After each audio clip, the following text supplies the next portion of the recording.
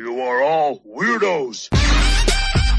Weird science is the revolution. Weird science is the revolution. Hello, everybody, and welcome back to the Weird Science Comics YouTube channel where we have some breaking news. I love that sound effect. I just like to hit it. I'll hit it again before we're done, I am sure. But there's going to be 2 new titles coming out in September. We're going to get a Power Girl book and a Fire and Ice book. And while those are a bit of a head scratcher, especially in the context of what books we aren't getting at the moment, we'll see how it goes. I'm just afraid that this whole Dawn of DC, while right now it seems like it's got some hype going, some people are a bit enthusiastic for some of the books, like, say, a Green Arrow that came out this week. I'm worried that it's going to be the opposite of that classic mob saying, you know, instead of, I thought I was out and they pulled me back in, it's going to be, I thought I was back in, but they shoved me back out. Because some of these things are head scratches. But here we go. While DC has been sporadically releasing some Dawn of DC titles, September is really shaping up to be a huge month for DC's new initiative. And I'm not saying a great month. I'm saying a big month. I think it's going to be a month that you're going to get some things where either it could go really good or really bad. Some of these things announced seem like yet another nail in the coffin, but I don't know how big this coffin is. How many nails can they possibly put in? Somebody called the Guinness Book of World Records, because I think DC has done it and done it more and more as we've gone on. But following the summer's Night Terrors event, that's with a K, and in the spookiest months of the year, July and August, September will see the relaunching of Wonder Woman with Tom King and the Flash book with Cy Spurrier writing. DC also announced a new Blue Beetle ongoing spinning out of the just finished mini-series that I think I might have been the only one who read. And now they've announced 2 more books, Power Girl and Fire and Ice. And I said it's a head scratcher.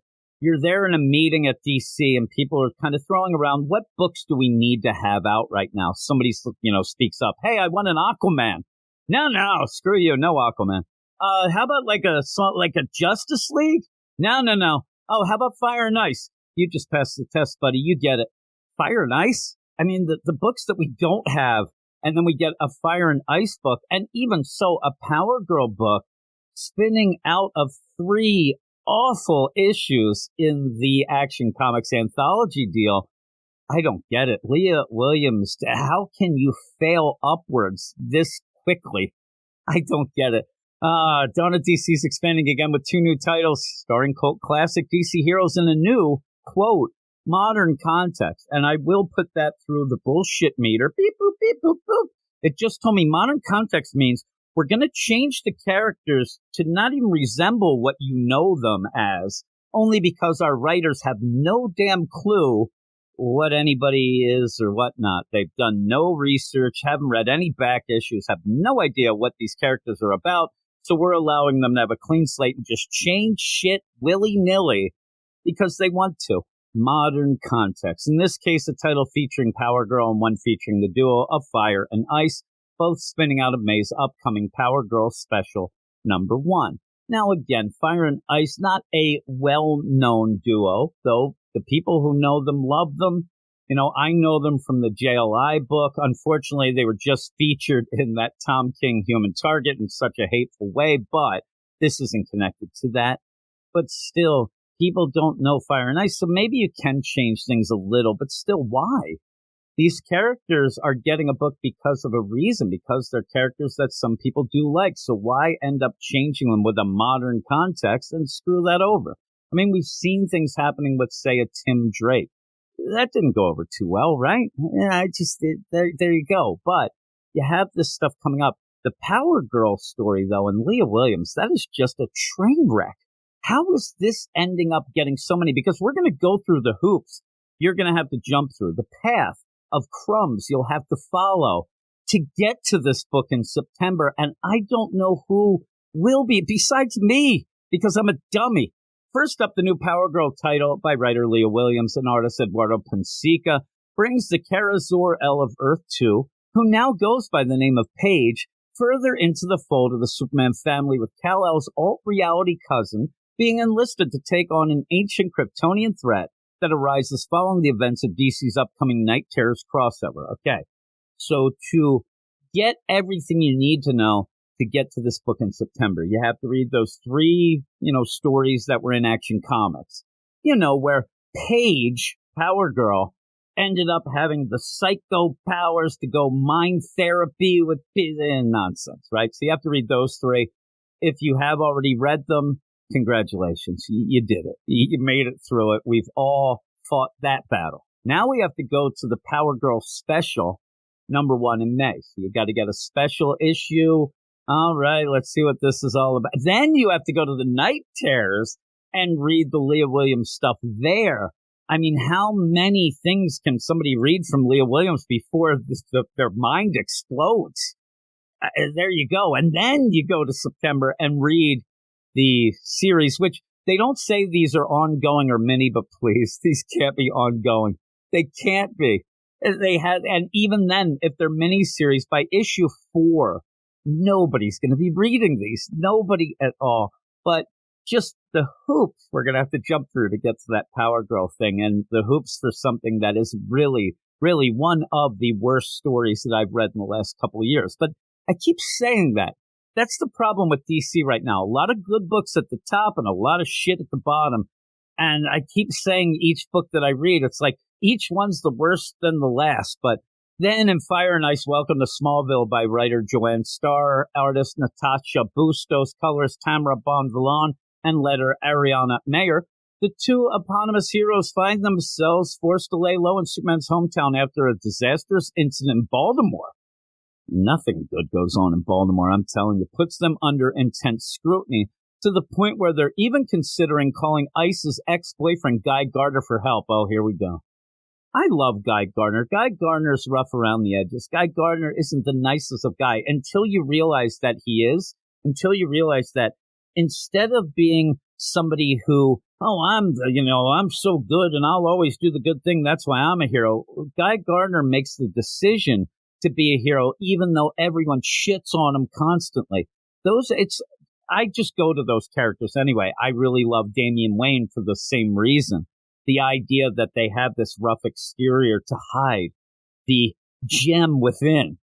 But some writers get that. Some writers don't. I don't think that Guy Gardner is going to be put in a really great light here, because I've said this before too, that usually when you have these writers, and this, I don't know anything about Joanna Starr. I'll get to that in a second though, but who knows usually what happens, they come on and they'll just go by what the last thing of that character is. They'll never dive deeper than that. So the last thing, Guy Gardner, let me read this out of continuity Black Label Human Target book, but Guy Gardner's a piece of shit. He's a stalker. He gets handsy. All right, here we go. Hopefully that's not the case. I don't know for sure, but I kind of think it might be that. But back to Joanna Starr. I don't know anything about this writer. And usually what I do when these announcements come down the pike is I do go to Twitter to see if they're excited about the book, see what else they've done. Maybe some art will be there. She blocked me. And I sent her like, what the fuck? What the hell? And that's the thing. I'm sure, because I don't know who this is. I have no idea. And I'm pretty sure it's probably a blockchain. Now, in the overall thing, if you've listened to any of our podcasts that we do, not just the YouTube videos, but the podcast, I do stress that if you follow us on Twitter, I will follow you back. 100%. I think that is a courtesy. I think that it's a nice thing to do. If you're going to be interested in seeing what I'm doing, I want to just check out what you're doing as well. Plus, we could talk about things, right? So I say, so if she ends up blocking me on a blockchain, that actually gets me more mad. Because there's a ton of writers at DC that have blocked me for fights and things like that. But if you think that I'm that much of a nothingness that you can't even check out what I'm doing before you block me, and you just, like, you are telling me you don't care about me, why should I care about you? Why should I give 2 shits about you and your book that you're doing? I mean, seriously. And so with that, I still will be reading and reviewing Fire and Ice, Welcome to Smallville, and I will be reviewing it honestly. Just because Joanna Starr thinks that I am not good enough to even care about, I will still give her book a chance. But I will be honest with it, and I'm sure that she'll never know anyway. But it's just a thing, and I might have to make a video about this, about the idea of how many people have blocked us just for being honest. I'm not that much of a hateful guy. I am, and my wife thinks I am, but I don't think I am, especially with comics. I like to keep an even keel. Yeah, I'll come on and say I think this might fail or whatnot. I'll still give it a chance. And I think that in the videos that I have done, coming on to YouTube, because we've been doing this stuff and the DC stuff for quite some time, for about 10 years now. I just started pushing the YouTube stuff, right? But even then, I think that, if you've watched some of these videos, even a Tim Drake sort of thing, I try to get people to listen. There's other reasons for things. Let's not just center on this one thing that everybody wants to hate. I try, but yet still blocked. Also, Tamara Bonvillain, the colorist on that book too, has blocked me, but that was because of a fight. So I don't mind that. And I will tell you right now, one of the best, if not the best colorist in comics today. I think that she's fantastic. She just doesn't like me. She actually said that I was an awful human being. Oh, well, she knows me.